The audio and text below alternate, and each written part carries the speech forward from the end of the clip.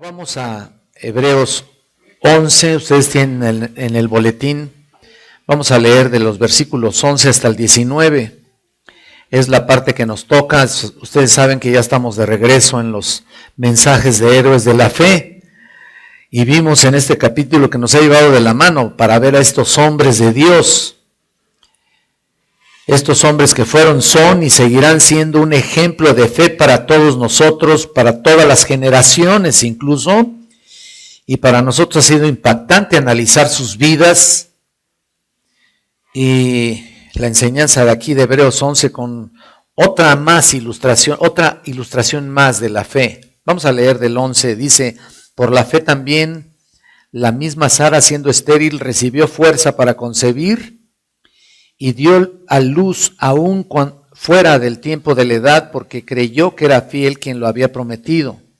Por lo cual también de uno de ese ya casi muerto salieron como las estrellas del cielo en multitud, y como la arena innumerable que está a la orilla del mar. Conforme a la fe murieron todos estos, sin haber recibido lo prometido, sino mirándolo de lejos, y creyéndolo, y saludándolo, y confesando que eran extranjeros y peregrinos sobre la tierra, porque los que esto dicen claramente dan a entender que buscan una patria. Pues si hubiesen estado pensando en aquella donde salieron, ciertamente tendrían tiempo de volver, pero anhelaban una mejor, esto es celestial, por lo cual no se avergüenza de llamarse Dios de ellos, por lo cual Dios no se avergüenza de llamarse Dios de ellos, porque les ha preparado una ciudad. Por la fe Abraham, cuando fue probado, ofreció a Isaac, y el que había recibido la promesa ofrecía a su unigénito, habiéndosele dicho: en Isaac te será llamada descendencia, pensando que Dios es poderoso para levantar aún entre los muertos, de donde en sentido figurado también le volvió a recibir. Bueno, este es un texto maravilloso, es un texto muy importante, muy interesante también. Y como les digo, este es más otra más de las ilustraciones, y trae que nos trae esta mañana el Señor para estudiarlo un poco, ¿verdad? Y traer este libro de casi 2000 años, lo que se aplica a nosotros. De este libro, lo que se aplica a nosotros. Recuerden que este libro fue originalmente escrito para los judíos, para algunos judíos que en un contexto del Medio Oriente y en una cultura completamente distinta a la nuestra, totalmente diferente. Sin embargo, sus lecciones son igualmente ilimitadas, que llegan hasta nuestra presencia, que llegan hasta nuestra vida para tener una enseñanza real en cada uno de nosotros, ¿no? Y el propósito del escritor aquí es demostrar que la doctrina de la salvación por fe no es algo nuevo. La doctrina de la salvación por fe es una doctrina muy antigua, en realidad. Ese es el propósito realmente del escritor. Lo que el escritor está tratando de decir aquí, que estos lectores judíos, es que esto no es algo novedoso, ¿no? Dios no ha cambiado su mente. Ese es el problema de muchas iglesias, traer cosas novedosas cuando en realidad no están asentadas en la palabra de Dios. Y la justificación por la fe o la salvación por la fe no ha cambiado. Dios no ha cambiado su mente, ¿no es cierto? Él es el mismo ayer, hoy y por todos los siglos. El Antiguo Testamento nunca ha enseñado la salvación por obras, nunca. Siempre enseñó salvación por la fe. La fe ha sido la única forma de ser reconciliados con Dios, de ser transformados. Ahí está, la fe es la única forma de entrar en una relación adecuada con Dios. No existe otra manera. Y para hacer entender estos judíos, el autor señala algunas ilustraciones de los héroes de la fe que estamos compartiendo desde hace ya algunas semanas. En la historia del judaísmo, pues ustedes escucharon que mencionamos a Abel y su vida de fe, Enoc y su vida de fe. Vimos también Noé y también toda su obra de fe. Y entonces estos hombres creían en la palabra de Dios, obedecieron la palabra de Dios, creyeron por fe lo que Dios les había dicho. Y confiaron en Dios para cumplir lo que se les había prometido. Hasta ahora todo eso fue antes del diluvio. Como les dije también la última vez que vimos uno de los mensajes de Abraham, la primera parte que no lo habíamos, que hasta ahora estamos compartiendo la segunda, ¿no? Hasta ahora fue antes del diluvio, hasta llegar a Noé. Y a partir de ahí, ya que pasó el diluvio, llegamos al siguiente personaje importante en Génesis. Entonces, desde la semana pasada, o la última vez que vimos, Abraham, y desde la vez pasada vimos desde el versículo 18, prácticamente, perdón, en el 11:8, que dice, por la fe Abraham, ¿te das cuenta? Ahí comenzamos. Y ustedes recuerdan que desde ahí comienza una nueva era de la historia humana, en realidad. Es algo distinto y Dios había tenido un tipo de relación general con todo el mundo hasta que llegó el evento que conocemos. Ustedes recuerdan que les mencioné el evento que es llamado la Torre de Babel, la construcción de la Torre de Babel. Cuando los hombres construyeron la Torre de Babel, en realidad fue realmente una manifestación de orgullo, de soberbia, de altivez, de idolatría incluso. Los que la construyeron desafiaron a Dios con su soberbia. ¿Y qué pasó? Bueno, ¿se acuerdan que bajo la orden o bajo el mando de Nimrod, quisieron crear el monumento a su capacidad, a su fama? Y Dios confundió ahí las lenguas, los confundió a todos ahí, se vieron forzados a separarse unos de los otros y fueron esparcidos así por todo el mundo. Ya con sus nuevos idiomas, ¿no? Ahí es el origen realmente de los idiomas. Y poco tiempo después aparece Abraham, que se convierte en el padre del pueblo de Israel. Escuchen esto es muy importante. Abraham se convierte en el padre del pueblo de Israel, e Israel se convierte en la nación que sería el punto de partida de la revelación divina. El punto de partida. Recuerdan muy bien eso. Tienen que acordarse muy bien. Abraham, padre del pueblo de Israel, Israel se convierte en la nación que sería el punto de partida para que sea la revelación divina empezada a elaborarse o se elabora desde ese tiempo. Y llegaría el momento de evangelizar al mundo. Llegaría el momento de proclamar la salvación. Y que los pecadores sean reconciliados con Dios mediante la fe. Ahí comienza todo con Abraham. Comienza con Abraham, llega luego a Israel y después llega a nosotros. Entonces Abraham se convierte en la figura central de la historia de la salvación por fe. Tenemos que pensar eso bien, para cuando llevemos el evangelio a alguna persona que empiece a cuestionar, sepamos exactamente de dónde procede todo. Él es el modelo de fe. Abraham. Pablo, por eso en Gálatas 3:7, no lo busquen, dice, sabed por tanto que los que son de fe, estos son hijos de Abraham. ¿Te das cuenta? ¿Por qué? Porque él creyó y le fue contado por justicia. Otra vez ahí está Génesis 15:6. Ahí está otra vez. Así que tienes que asegurarte que aquellos que son de fe son hijos de Abraham. Génesis 3:29 dice, y si vosotros sois de Cristo, linaje de Abraham sois. ¿Te acuerdas de ese pasaje tan importante? Gálatas 3:29. Ciertamente linaje de Abraham sois y herederos según la promesa.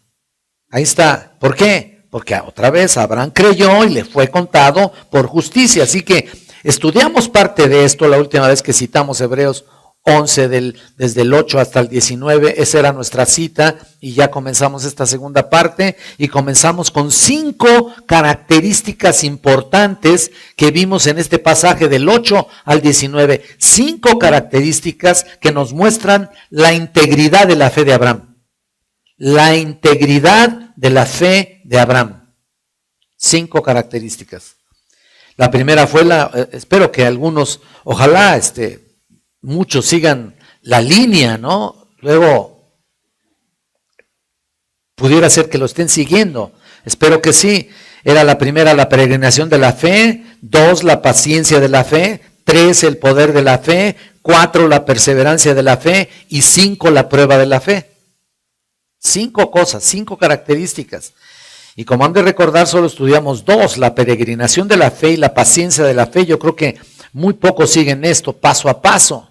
Espero que muchos, ¿verdad? Pero bueno, y solo para refrescarles un poquito la memoria, cuando estudiamos la peregrinación de la fe, estudiamos que era desde el versículo 8 lo que leímos. Por la fe Abraham, siendo llamado, ¿qué pasó? Obedeció. Entonces, ¿qué pasó con Abraham? Abraham no sabía nada.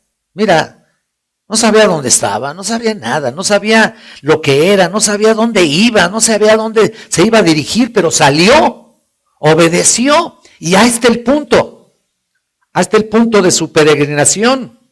Y la palabra saber, no sabía, realmente siendo llamado, obedeció. La palabra saber es epistemi, dijimos la semana pasada, que tiene que ver con el conocimiento, y les recuerdo que significa poner atención, significa fijar el pensamiento, significa que estés atento a lo que Dios te está diciendo y te está llamando.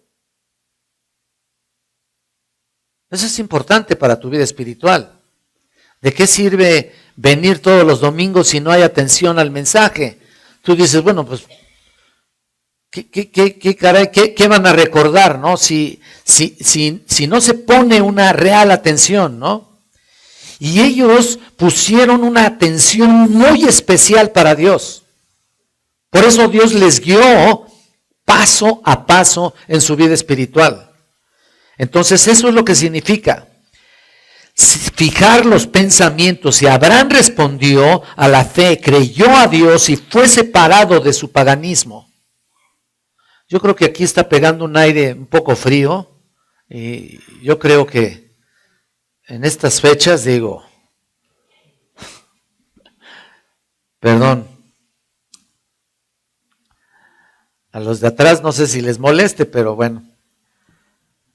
Y eso es importante, les vuelvo a repetir que poner atención a lo que dice Dios es lo básico, es lo mejor. Así que la peregrinación de la fe es importante porque dejó la tierra, Abraham dejó la tierra de su parentela, la tierra de su nacimiento. Vean, abandonó su casa, su finca, cortó sus vínculos familiares, dejó a los seres queridos, abandonó prácticamente su propia comunidad y comodidad personal. ¿Para qué? Para abrazar la fe. Ese es el punto. Dejó todo para abrazar la fe, iniciar su incertidumbre viaje ahí. Porque no sabía dónde iba, ¿no? Una vida de fe exige una ruptura, escucha esto, una vida de fe exige una ruptura total de todo lo que te ata, con todas tus viejas ataduras familiares. Eso es importante. Muchas veces hay gente que no viene a la fe o no viene a la palabra de Dios. No, es que no puedo dejar las costumbres antiguas de mi abuelita, ¿no? Y no dejan su tradición religiosa. Entonces, una vida de fe hay que cortar vínculos, hay que cortar tradiciones. Aquí ya no tiene nada que ver eso.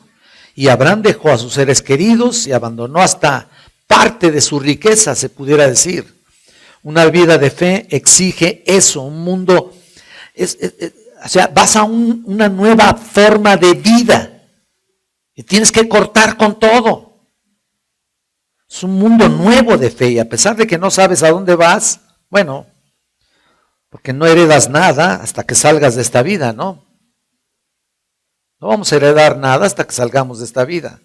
Pero tienes que comenzar con voluntad de separar todo lo que te tiene atado, que pueden ser familiares y toda esa forma de pecado que llevabas. Hasta los mismos familiares a veces te sostienen, te aguantan y ahí están queriéndote jalar todavía para su lado. Y todavía no te desprendes de tu antigua vida. Pareciera que tus vínculos familiares son más importantes que el llamado que Dios te está haciendo. Esto no es así. Aquí es donde la peregrinación, escucha esto, la peregrinación de cada cristiano comienza. Cuando te separas del mundo y todo lo que te tiene atado. Abraham es una figura para nosotros, es la analogía de un hombre de fe que se separa del mundo para ir hacia una herencia que Dios le prometió. Y es lo mismo para nosotros, hermanos. Es exactamente lo mismo. Y sin embargo, pues mira, Abraham no lo iba a ver. Ni lo iba a heredar hasta el futuro, ¿no? Por eso es que tuvo que tener, en segundo lugar, vimos que tenía que tener una paciencia, o sea, la paciencia de la fe. Y eran en los versículos 9 y 10 que estuvimos hablando también la última vez. Ahí se ve a Abraham como un simple nómada, ¿te das cuenta? Realmente nunca tomó posesión de nada, no estuvo atado a nada específico aquí sobre la tierra, vivía prácticamente en una tienda de campaña, en todo su peregrinaje, con solo una promesa que Dios nunca vio en su vida, o sea, que él nunca vio en su vida. Nunca poseyó tierras, solo vagabundeó por ahí, ¿no es cierto? Ahí estuvo por Israel, estuvo en Canaán como un habitante de carpa, pero nunca abandonó su fe en una promesa futura.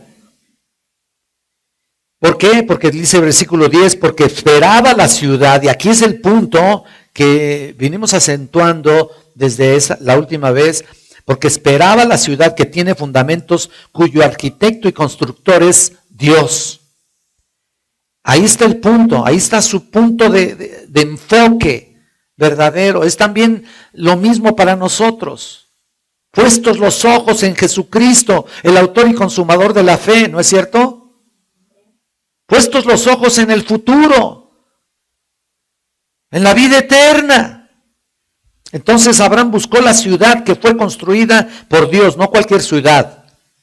Él buscaba una morada celestial, una ciudad donde Dios mismo sería el constructor, donde se han asentado las bases, cuyo arquitecto es el supremo del universo. Ese es el punto que todos nosotros también esperamos algún día, ¿no? Entonces, esto no era terrenal, esto tuvo que ser celestial. Y lo mismo sucedió con Moisés. Mira, si te vas al 11:27 de aquí de Hebreos, lo vas a ver después lo vamos a leer, ¿verdad? Pero dice, por la fe dejó a Egipto, no temiendo la ira del rey, porque se sostuvo como viendo al invisible. Ahí también estuvo, como Abraham, Moisés se sostuvo, soportó cuando se enfocaba en lo eterno. Estaba enfocado sobre lo invisible y la realidad de las glorias de Dios que le había prometido. Esa es la perspectiva vertical, ¿te das cuenta? Ese es el punto vertical que marca la diferencia, no enredarse en lo horizontal, donde no te deja nada, donde todo es pasajero, donde no vas a recoger nada que sea de provecho para tu vida espiritual. Entonces es lo vertical, con miras hacia el futuro, hacia lo eterno realmente. Mira lo que dice Colosenses, no lo veas, Colosenses en el 3:2, poned la mira en las cosas de arriba. ¿Te acuerdas de ese pasaje? La mira en las cosas de arriba, no en las de la tierra. Esa es una esperanza purificadora, ¿no es cierto? Tu vida debe caminar con esa mira. Si tú estás caminando con la mira terrenal, con la mira física, con la mira temporal de este mundo, no te va a dejar absolutamente nada. Nosotros tenemos que caminar en una mira eterna, hacia el futuro, hacia la herencia gloriosa que Jesucristo está guardando para ti. Si es que estás esperando la vida eterna, sí, de esa manera, ¿no? Si no, bueno, es una esperanza purificadora, porque mientras estás esperando eso, te purificas, te guardas, vives una vida completamente diferente, tienes testimonio real y verdadero, haces obras gloriosas para su vida, para tu vida, para glorificar a Cristo. Pero si no estás esperando eso, bueno, no solamente estás de paso, sino que piensas quedarte aquí, ¿no? Y ese es el punto, ¿no? Cuando venga Cristo, ¿se acuerdan que lo vimos la última vez, no? Él va a llevarse ¿a quién? A aquellos solamente que tienen el sello del Espíritu Santo. Pero cuando lleguemos a su presencia, ¿qué va a pasar? ¿Qué cuentas le vamos a dar? Ahí está la situación, ¿no? ¿Qué cuentas le vamos a dar? ¿Vamos a llegar con las manos vacías? ¿O quieres realmente presentarle todo lo que tú has hecho? Mira, ni siquiera tienes que presentarlo, Él lo sabe. Ahora mira, llegamos ahora sí, nos encarrilamos otra vez al tercer punto, al tercer lugar, vamos a ver el poder de la fe. En el versículo 11, estamos en el 11:11.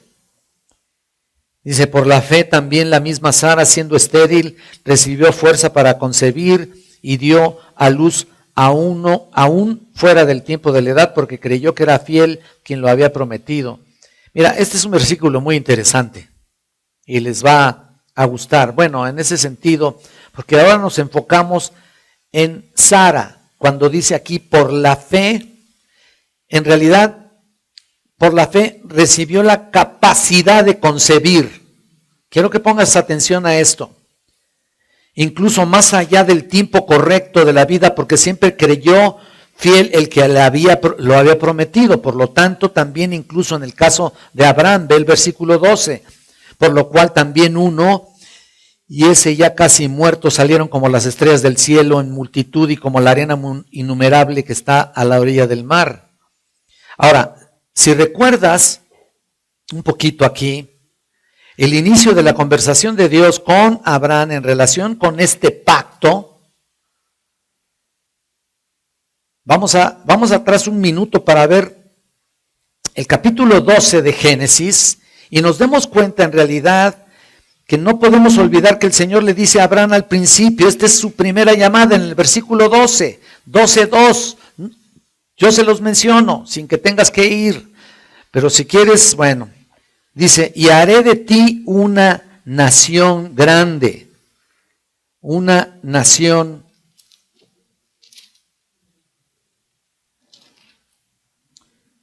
12:2, perdón. Y te bendeciré y engrandeceré tu nombre y serás bendición. Ven, le dice, te bendeciré. Entonces, la bendición no es solo un lugar, sino también personas, un pueblo que iba a salir de él, ¿no es cierto? Ahí está. Pero mira, y engrandeceré tu nombre y serás bendición. Bendeciré a los que te bendijeren y a los que te maldijeren maldeciré y serán benditas en ti todas las familias de la tierra. ¿Lo estás viendo? Ok. Así que ahí está la promesa, que va a ser una gran bendición, no solo en una tierra, sino en un pueblo nacido fuera de sus lomos. Esta es la promesa de Dios. Qué bendición, ¿no? Porque dice todas las familias de la tierra, fuera de sus lomos. Por eso estoy diciendo eso. Pero es una gran bendición, esperando un lugar y también un pueblo. Ahora, solamente que hay un problemita aquí. Que él y su esposa son viejos y nunca han tenido hijos. ¿Qué va a pasar? Bueno, todos lo sabemos, pero aquí vemos el poder maravilloso de la fe, fe que ve lo invisible, la fe no ve lo imposible, en realidad porque es el poder de la fe, puro, allí en toda su esencia real. Ahora escuchen, la fe que se describe aquí no es una fe sensacionalista, como muchos quieren aplicarla. Es una fe que confía en lo que Dios ya ha dicho, lo que Dios ya ha determinado. ¿Te das cuenta? Y lo que humanamente no se puede hacer. Y cuando hay ese tipo de fe presente, Dios actúa en nombre de esa fe. Mira, si tratamos de buscar a Sara, te darás cuenta que no hay nada en las Escrituras que hable de la fe de ella. Si tratamos de buscar a Sara, no vamos a encontrar nada en la palabra de Dios que hable de su fe. De hecho, ella demuestra otra cosa que la fe. ¿Te acuerdas que ella solo se llena de dudas, no?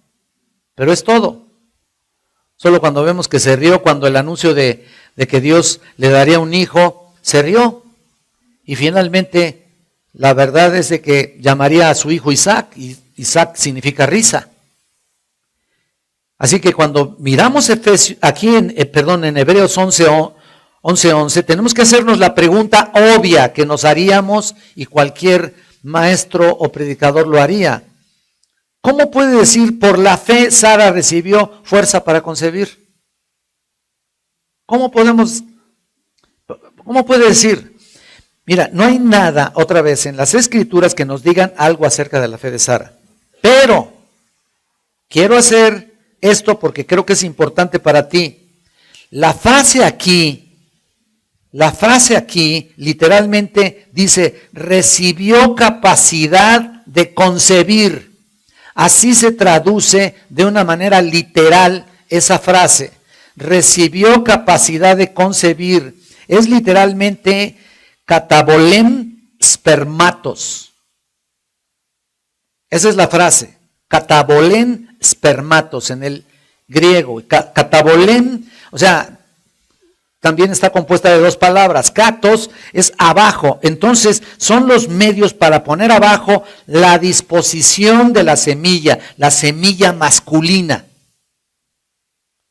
Esto nos dice entonces que recibió el depósito de la semilla masculina, incluso más allá de la hora, pues, correcta de la vida, ¿no? Para concebir.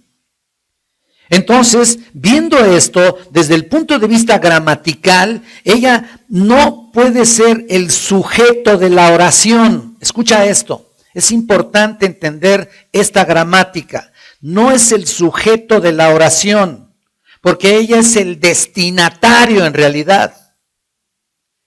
Y la semilla es el objeto indirecto de la oración. Y es dado a ella, ¿me explico? El versículo quedaría mejor en este tipo de lenguaje. Escucha, por la fe también Sara recibió el poder, escucha, el poder de establecer semilla para el depósito, más allá del tiempo adecuado, porque creyó que era fiel quien lo había prometido. Ahora mira, la Biblia de las Américas dice que recibió fuerza para concebir. Tú has de tener la versión de las Américas. Fuerza para concebir.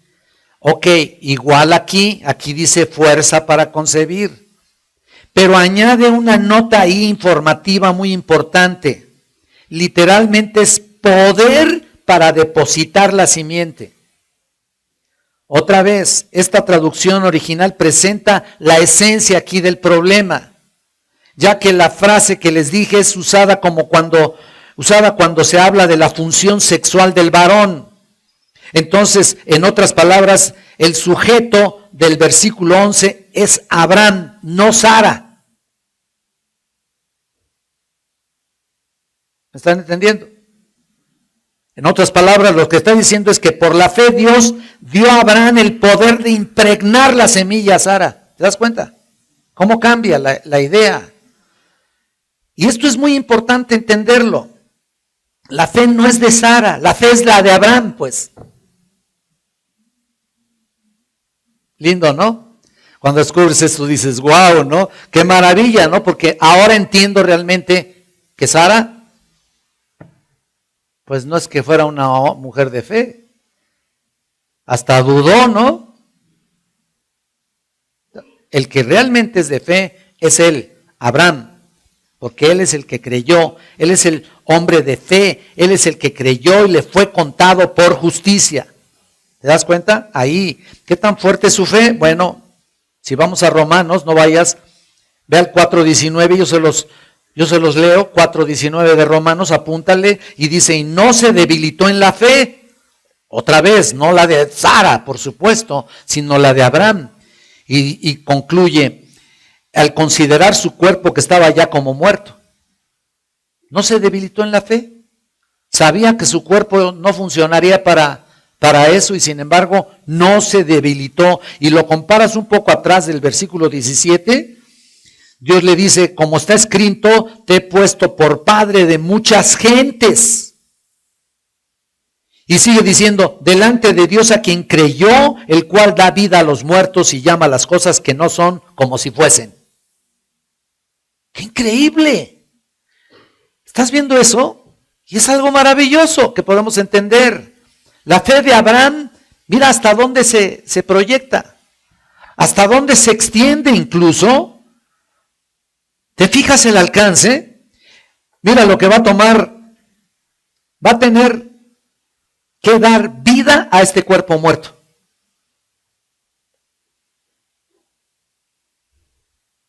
Y Pablo sigue explicando en el 4:18, él creyó en esperanza contra esperanza. ¿Te acuerdas en el 4:18 lo que dice? En esperanza contra esperanza. ¿Qué significa eso? Bueno, en realidad significa creyó en esperanza de lo que Dios haría contra su propia esperanza que no tenía remedio para nada. ¿Me estoy explicando? Digan amén si están entendiendo, porque se quedan así viéndome. Esperanza contra esperanza, no son dos señoras. Pues por favor, digo, pues tengo que aclararlo, ¿no?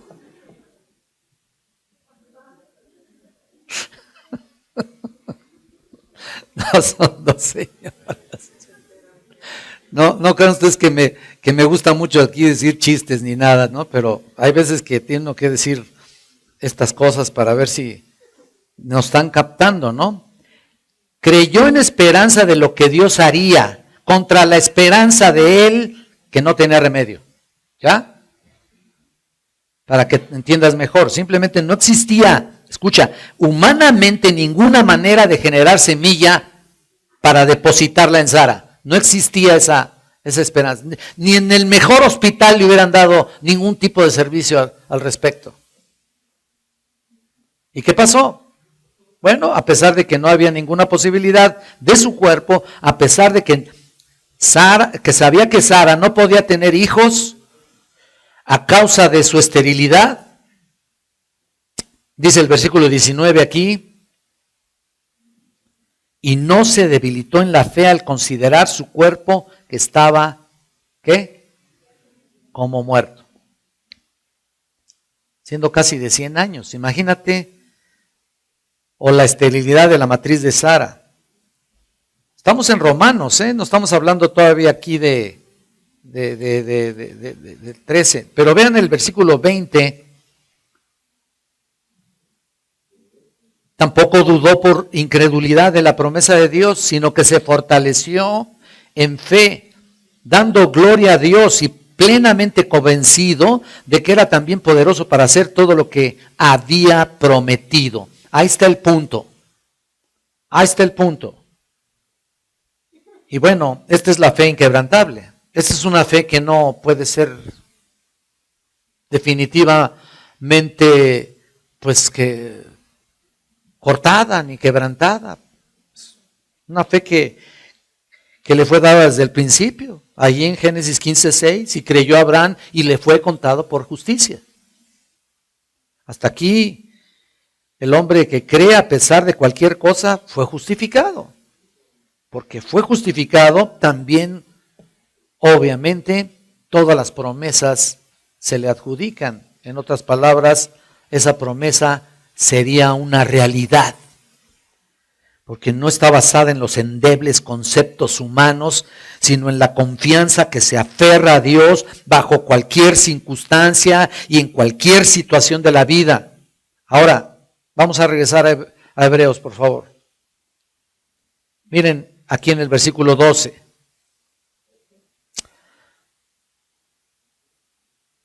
Por lo cual también de uno y ese casi muerto salieron como las estrellas del cielo en multitud, como la arena innumerable que está a la orilla del mar.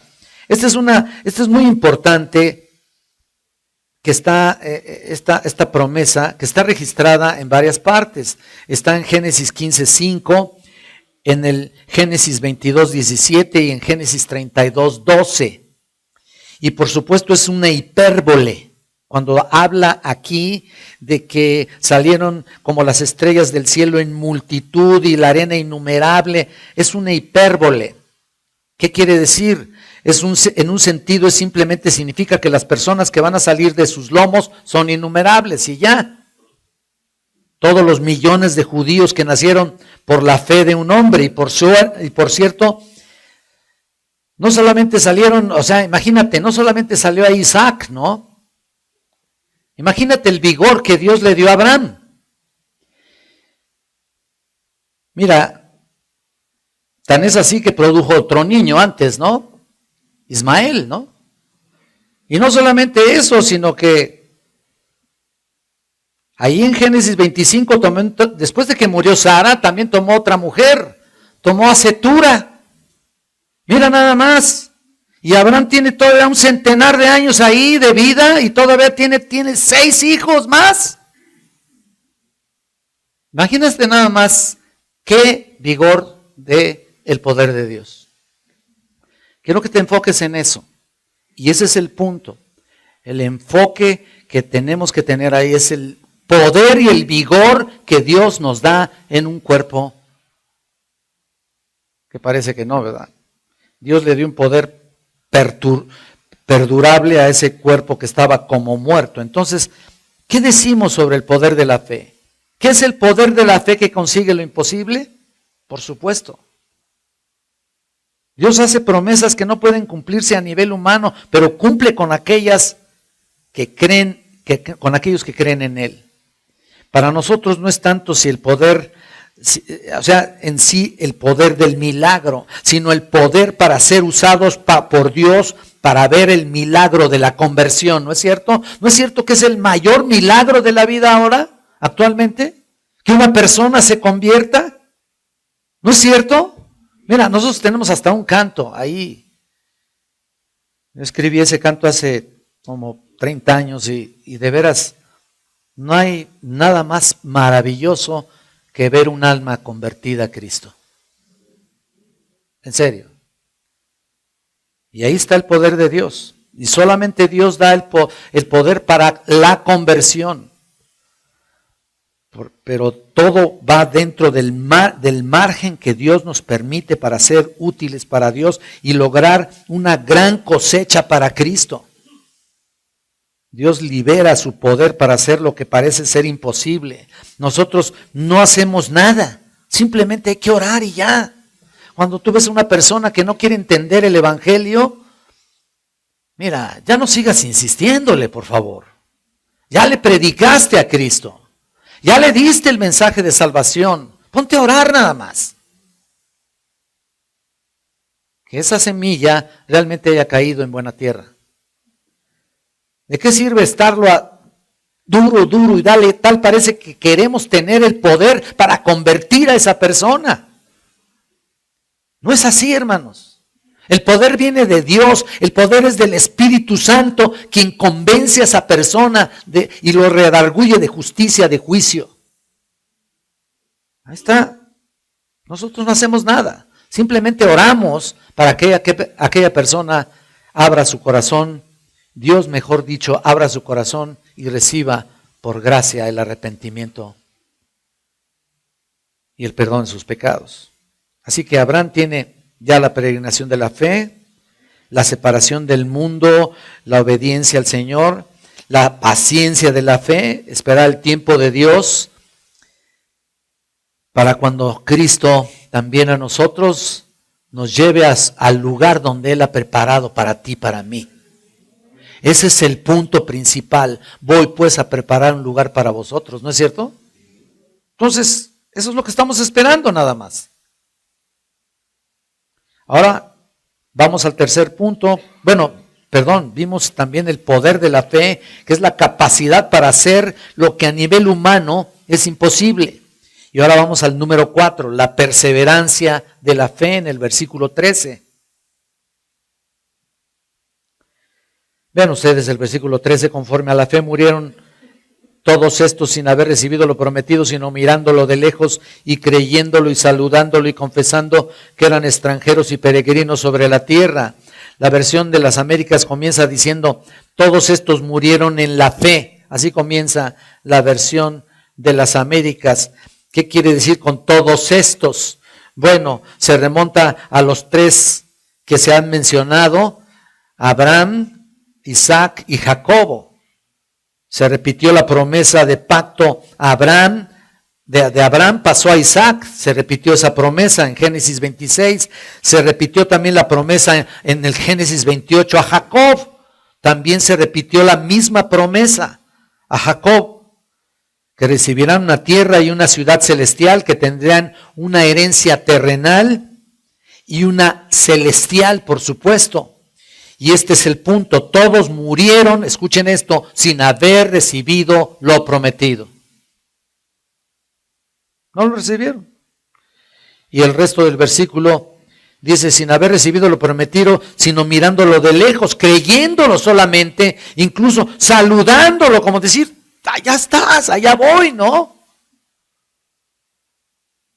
Confesando que eran extraños y peregrinos sobre la tierra. Ellos recibieron la promesa de innumerables descendientes. No obstante, al morir, los patriarcas solo tenían hijos y nietos. En suma, no recibieron las cosas prometidas. Ninguno de estos. Y todavía lo que nos falta del capítulo 11, ¿no? Su fe, sin embargo, los sostuvo, los amarró, porque creían que Dios sería fiel en su palabra y al final cumpliría la promesa que había hecho. Ellos lo veían con los ojos de fe simplemente, algo que no se ve, pero que se espera, como al principio en el 11.1. Pero con los ojos físicos ellos vieron que eran simplemente aquí extranjeros y peregrinos en la tierra. La lista de aquellos creyentes fue realmente extensa. Por ejemplo, Moisés recibió la promesa de que la nación de Israel poseería la tierra de Canaán. ¿Te acuerdas? Pero él tampoco entró a esa tierra. Solo la vio de lejos también. Ahora mira el versículo 14 acá. Porque los que esto dicen claramente dan a entender que buscan una patria. Pues si hubieran estado pensando en aquella donde salieron, ciertamente tenían tiempo de volver. Mira, noten que ahí nuevamente nos encontramos con la perseverancia de la fe, aunque no queremos regresar, por supuesto, a ese punto, pero otra vez ahí se encuentra la perseverancia y es similar también a la paciencia de la fe. La fe es paciente a resistir y soportar todo lo que falta el incumplimiento de lo que Dios había dicho, porque tiene su enfoque en la promesa y cada vez se tiene que hacer más fuerte. Cada vez debe ser más fuerte. Y así debe ser para nosotros también. Esa fe no se debe debilitar por ningún motivo. Y obvio, no está en nosotros, pero qué importante, hasta los mismos apóstoles le dijeron a Cristo un día, aumentanos la fe, ¿no? También tú tienes que hacer lo mismo, igual que yo. Constantemente que nuestra fe sea creciente y no decreciente. Porque de lo contrario, entonces nuestro enfoque hacia la vida eterna es cada vez menos confiable, ¿no? El día que venga Cristo, pues realmente te va a encontrar haciendo un montón de cosas que ni deberías de estar haciendo. Y bueno, ahí ya no me quiero meter en la perseverancia de los santos, pero es importante también entender y perseverar en ello. ¿Por qué? Porque Cristo te sostiene y la fe se sostiene y la fe sigue creciendo y la fe tiene una esperanza, no está ateniéndose a mi capacidad humana. sino a lo que Dios ha decretado, lo que Dios ha dicho, y por eso me sostengo para que un día ver el rostro del Señor. Si no, entonces, ¿para qué estoy aquí? ¿Para qué estoy en una iglesia? ¿Para qué estoy supuestamente alimentándome si mi fe va en retroceso? Esta es toda la historia del capítulo para los hombres de fe. Pero también para los creyentes, porque Dios siempre sabe que hay algo mejor para nosotros. Los creyentes sabemos que este escenario es transitorio, o sea, no es realmente nuestro hogar aquí.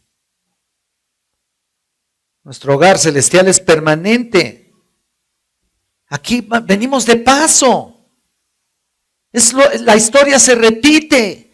Es la misma temática y la misma forma de vida espiritual que a los propios judíos, al pueblo de Israel. Pero nosotros no tenemos excusa, hermanos, y déjenme decirles por qué. Porque tienes al Espíritu Santo. Mira, ellos ni siquiera eso tenían. El Espíritu Santo actuaba de una manera, pues, eventual, pero no permanente. Y tienes la palabra de Dios como guía. Ya se los he dicho. Y es importante entenderlo, ¿no? Porque si a pesar de todo eso no tienes un camino correcto, no estás siguiendo una ruta, una línea permanente de fe para llegar a la meta y decir, Señor, aquí está mi vida y aquí está lo que he hecho, pues entonces no sé qué estamos haciendo. Estamos engañándonos a nosotros mismos. Este escenario es transitorio. Por lo tanto, reconocemos plenamente el carácter temporal de su permanencia sobre la tierra y anhelamos su morada eterna en el cielo. Ese deberíamos de anhelarlo y pedirlo, incluso orar para que Cristo venga ya por su iglesia. Los creyentes no huyen de este mundo, no pueden. Este mundo es el taller de trabajo para ti.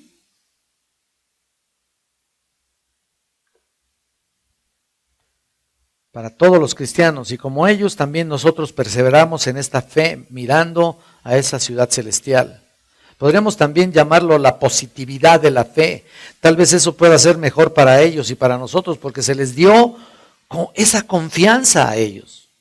Nunca habían tenido un pensamiento fugaz como para regresarse, como lo que dice aquí el versículo 15.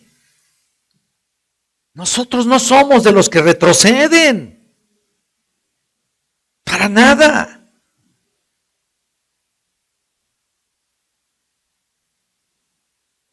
Nunca habíamos tenido ese pensamiento. Y dice ahí el versículo 15, vean, pensando aquella donde salieron, ciertamente tenían tiempo de volver, supuestamente es como si que quisieran regresar a su país, ¿no? Y así fue el pueblo de Israel también. Estábamos mejor en Egipto. ¿Para qué nos has traído acá? Donde estamos padeciendo hambre. Estábamos más cómodos allá. Bueno, pues entonces ahí quédate, ¿no? Definitivamente que ni siquiera lo pensaron. Estamos hablando de estos héroes de la fe. No lo pensaron. Ellos habían depositado en su corazón un futuro hermoso, maravilloso, tan glorioso que aunque fueran extraños en la tierra donde estaban, sabían que vendría algo mejor. Mira, desde el versículo 13 tenemos una palabra ahí muy importante. Me regreso un poquito, permíteme regresar un poquito aquí a una palabra, la palabra extranjeros ahí, ¿lo estás viendo? Al final eran extranjeros y peregrinos sobre la tierra. La palabra extranjeros es la palabra xenoi, con X, xenoi. Y peregrinos es la palabra perepidomoi. Mira, son personas que permanecen temporalmente, personas que están simplemente un tiempo. Ellos van de paso, no intentan hacer raíces donde no les corresponde. Ellos lo entendieron bien. ¿Por qué? Porque fue clara, tan brillante la promesa de Dios que fue digna de confianza para sus vidas. que prácticamente quedó anclada su resistencia y su perseverancia para el futuro y les dio una fe positiva para soportar cualquier cosa. En este transitar, en esta vida, estás siendo fortalecido para resistir cualquier tipo de prueba, no importa cuál sea. Dios te da esa capacidad. Mira, las personas que ya no toleran y ya no aguantan la prueba en la que están pasando, entonces no están teniendo esa resistencia. No están teniendo una vida espiritual contundente porque no están aguantando.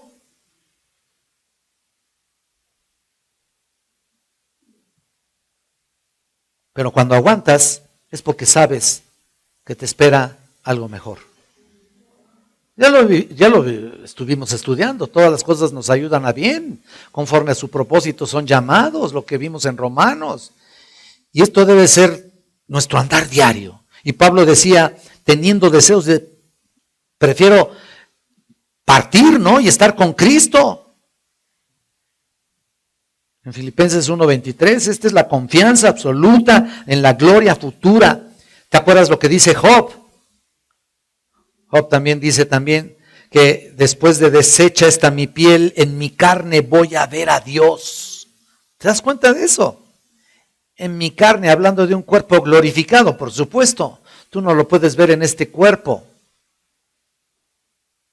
En el Salmo 27:4 que dice, una cosa he demandado de Jehová, esta buscaré, que esté yo en la casa del Señor todos los días de mi vida. Y no se refiere a una iglesia. Se refiere a estar en la casa de Dios. Esa es la esperanza del Antiguo Testamento, esa es la esperanza de los creyentes. Y dice el versículo 16, volvamos aquí a Hebreos, pero anhelaban una mejor, esto es celestial, por lo cual Dios no se avergüenza de llamarse Dios de ellos, porque les ha preparado una ciudad. Mira, termina diciendo así, anhelaban una mejor, esto es celestial, esto es, si entendemos que debido a esta fe, se tiene ese lugar preparado para nosotros, mira, lo vamos a anhelar con todo nuestro corazón, con toda nuestra alma. Esta es una poderosa fe, esta es una fe paciente, esta fe es también de un peregrino. Mira cómo concluye ahí, ¿no? Dios no se avergüenza de llamarse Dios de ellos porque les ha preparado una ciudad. ¡Qué honor! Que no se avergüenza de nosotros, ¿no? No se avergüenza de ser llamados hijos de Dios. Dios nos permite más bien llevar su nombre porque Él ya ha preparado un lugar. Como les dije, somos privilegiados. Nuestra ciudadanía está en los cielos, de donde también esperamos al Salvador. Todos aquellos que por la fe anhelan la ciudad celestial que Dios ha preparado, y lo dicen en Juan 14:2, si quieres apuntarlo para que lo cotejes ahí, es muy importante, en la casa de mi Padre muchas moradas hay, si así no fuera yo lo hubiera dicho, voy pues a preparar lugar para vosotros, y si me fuere y os prepararé el lugar, vendré otra vez y os tomaré a mí mismo, porque, dice, para que donde yo estoy, vosotros también estéis. Y mira, ciertamente Cristo está preparando un lugar para todos aquellos hijos de Dios. Pero con tristeza lo digo, muchos que conocen el Evangelio no están preparándose para eso.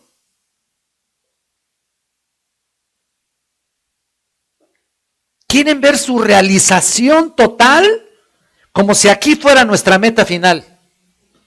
Y les exigen a sus hijos que sean, que sean impecables en sus escuelas. Una temática que yo no le entiendo por qué. Mira, está bien. Tienen que tener buenas notas, por supuesto, pero esta no es la meta final. Aquí no. Prepárenlos para la vida eterna. ¿Qué otra cosa? A ver, ¿hay otra cosa mejor que eso? Pero sabes, no habrá lugar para nosotros entre los hijos de Dios a menos que renuncies al mundo. Que quede esto bien claro. No habrá para nosotros herencia en el cielo, a menos que seamos y nos identifiquemos como peregrinos sobre esta tierra. A veces pienso que nos avergonzamos de llamarlo nuestro Dios con nuestros hechos, porque teniendo la oportunidad de hablar del Evangelio, callamos por el qué dirán, ¿no? O por el rechazo personal a ti, ¿no? Pero Dios nunca se avergüenza de llamarnos sus hijos. Y realmente esto es algo increíble. No puede existir en mi vida algo más grande y glorioso de ser hijo de Dios. Mira, es como si dijera Dios mismo, yo soy Dios de Enrique Godoy. A ver, piensa en tu nombre. Yo soy el Dios de fulanito de tal. ¿Es un honor para ti o qué? Te veo muy impávido ahí, como si estuviera yo diciendo algo fuera de la Escritura. Mira, realmente esto es increíble. Ahora vamos al último punto, la prueba de la fe. No voy a extender mucho, pero es importante, una nota final ahí, y tú lo ves en el 17, del 17 al 19. Por la fe Abraham, cuando fue probado, ofreció a Isaac, y el que había recibido la promesa ofrecía a su unigénito, habiéndosele dicho: en Isaac te será llamada descendencia, pensando que Dios es poderoso para levantar aún de entre los muertos, de donde en sentido figurado también le volvió a recibir. La verdadera prueba, escucha esto, la verdadera prueba, la prueba suprema, no solo es la obediencia, en realidad es la obediencia con sacrificio. Esa es una prueba real. El versículo 17 dice: por la fe Abraham, cuando fue probado, ofreció a Isaac. ¿Te acuerdas que Dios le había dado ya una promesa a Abraham? Bueno, y le dijo: en Isaac te será llamada descendencia. Se lo dijo claramente. Ahí está. En Isaac te será llamada descendencia. Pero Dios viene a él y le pide a su hijo. Mira, tú la recuerdas la historia, ya no necesito ir ahí a fondo, pero en Génesis 22 que le dice: toma ahora a tu hijo, a tu único. Aquí lo tengo yo apuntado, pero mira, a tu único Isaac, a quien amas, fíjate nada más, y vete a la tierra de Moriah y ofrécelo ahí en el holocausto, porque sobre uno de los montes que yo te diré, dice. ¿Abraham sabía de los sacrificios? Claro que sabía, por supuesto, absolutamente, todo el mundo sabía de sacrificios, todo el mundo entendió que estaba en una relación con Dios por fe. Todos entendían que eran pecadores, que debían hacer un sacrificio. El sacrificio era llevar ahí un sacrificio especial de un animal limpio para expiación. Ahí estaba su propiciación, la propiciación de sus pecados ahí, temporales, pero ahí estaba, ¿no? Y mira, todos sabían acerca de eso, pero el sacrificio de Isaac, el heredero a través de la cual todas las cosas se cumplirían, todas las promesas. Imagínate nada más. ¿Cómo va a tener descendientes? Imagínate lo que pensó Abraham. No sabemos lo que pensó, pero mira, ¿cómo va a tener descendientes como la arena del mar? Y si mata a un heredero a través del cual todos vendrían, pues ¿cómo va a salir de ahí todo eso, no? Génesis 22 dice que Dios probó a Abraham y le dijo: Abraham, y él respondió: heme aquí. Él le dijo: toma tu hijo, tu único Isaac. Me impresiona realmente cuando dice: a quien amas. Esto nos pasa a cualquiera de nosotros y no sé qué hacemos, ¿no? Si nos pasaría, más bien si nos pasara a cualquiera de nosotros. Abraham había matado animales muchas veces, había ofrecido muchas ofrendas, había construido altares muchísimas veces, pero a su hijo.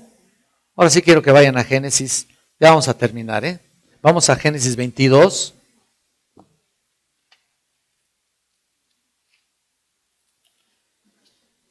Mira lo que dice aquí en el 3 al 5, 22, del 3 al 5. Abraham se levantó muy de mañana, ve esto, y enalbardó su asno y tomó consigo 2 siervos suyos, y a Isaac su hijo, y cortó la leña para el holocausto, y se levantó y fue al lugar que Dios le dijo. Vean, al tercer día alzó Abraham sus ojos y vio el lugar de lejos. Entonces dijo Abraham a sus siervos: esperad aquí con el asno, y yo y el muchacho iremos hasta allí y adoraremos. Vean eso, y volveremos a vosotros. ¿Te imaginas? Isaac estaba seguro de regresar. Bueno, claro que regresó, pero Abraham absolutamente ni siquiera estaba pensando en algo distinto. Pero vean lo que dice. Él sabía que Dios cumpliría en ese sentido la promesa. ¿Hasta qué punto? Al punto de que, mira, ve el 6, y tomó Abraham la leña del holocausto y la puso sobre Isaac, su hijo, y él tomó en su mano el fuego y el cuchillo, y fueron ambos juntos. Ahí estaban. Isaac lleva su propia madera.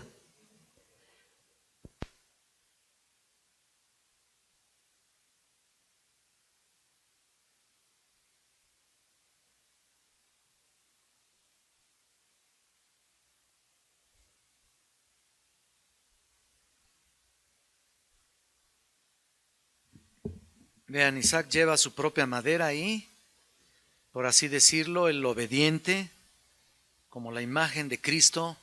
Ahí también pensé en que cuando Cristo llevaba sobre su espalda su propia cruz, ¿no? Mira, y él tomó en su mano el fuego y el cuchillo y fueron ahí. Y vean el versículo 7.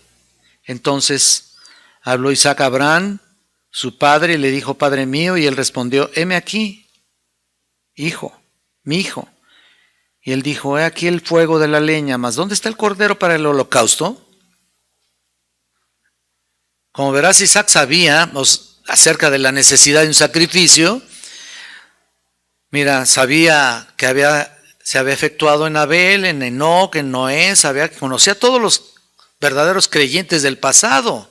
Sin duda Abraham lo notificó, y mira lo que sucede en el versículo 8. Y respondió Abraham: Dios proveerá el cordero para el holocausto, hijo mío. E iban juntos. Y mira el versículo 9. Y cuando llegaron al lugar que Dios le había dicho, edificó ahí Abraham un altar y compuso la leña y ató a Isaac su hijo y lo puso en el altar sobre la leña. Y extendió Abraham su mano y tomó el cuchillo para degollar a su hijo. Y a lo mejor dices: bueno, ¿por qué haría esto, no? ¿Por qué? Mira, versículo 11. Entonces el ángel de Jehová le dio voces desde el cielo y dijo: Abraham, Abraham. Y él respondió: heme aquí. A lo mejor tú dices: bueno, ¿por qué? Vamos a regresar a Hebreos. Vean en el versículo 19. ¿Por qué lo hizo? Aquí está la respuesta en el versículo 19. Aunque él se presenta obediente, porque verdaderamente él lo hizo y no dijo nada, simple y sencillamente hizo exactamente lo que Dios le pidió que hiciera, y lo hizo. Y la respuesta es: ¿por qué hizo esto? Por esto, pensando, versículo 19, que Dios es poderoso para levantar aún entre los muertos, de donde en sentido figurado también le volvió a recibir. ¿Cómo supo? ¿Cómo supo ahí?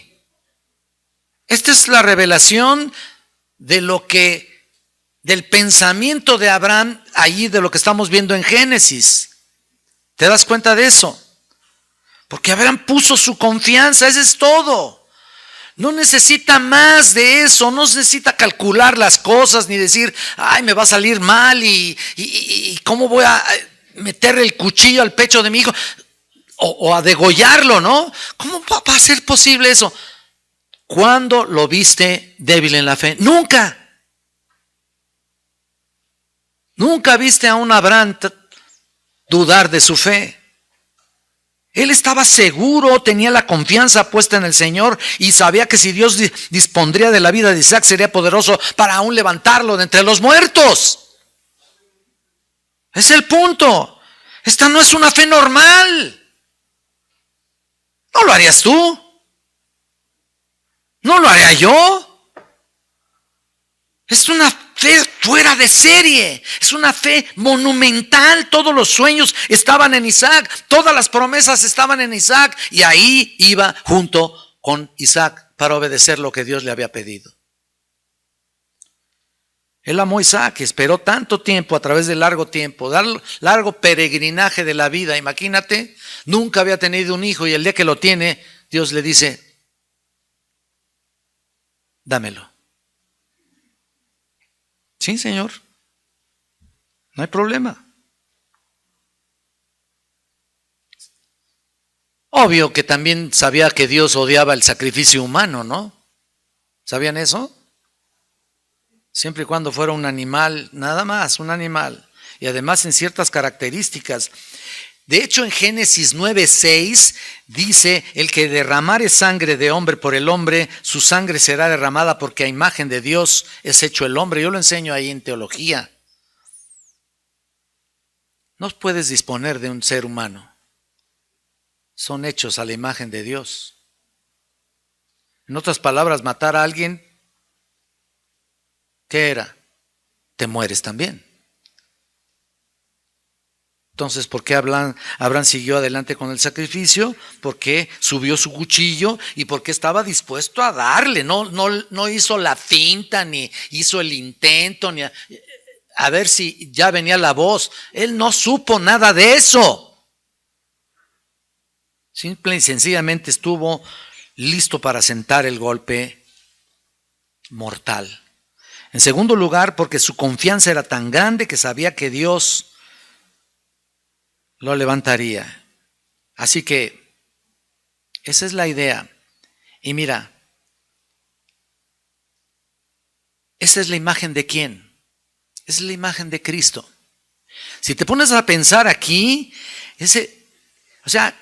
¿quién fue el que puso su vida en el altar y regresó de entre los muertos? Ahí está, te das cuenta, es la figura perfecta de Jesucristo. Claro que Isaac no fue muerto, ¿verdad? Pero esta es la analogía. Solo que Cristo realmente sí murió, Isaac no murió, pero esa es la fe, esa es en toda su plenitud. Es haber superado la prueba final de fe. Y mira, no quiero ser pesimista, pero ¿cuántas pruebas hemos pasado cada uno de nosotros? ¿Cuántas pruebas realmente las hemos superado? En el poder de la fe, ¿eh? No estoy hablando en tus fuerzas, en tus propias fuerzas no tienes escapatoria. La prueba de fe puede ser tan fuerte que llegue hasta los extremos máximos, porque Él sabe hasta cuándo puedes resistir. Él sabe hasta cuándo puede el Señor darte la salida. Pero mientras permanezca una fe débil, las pruebas serán más fuertes.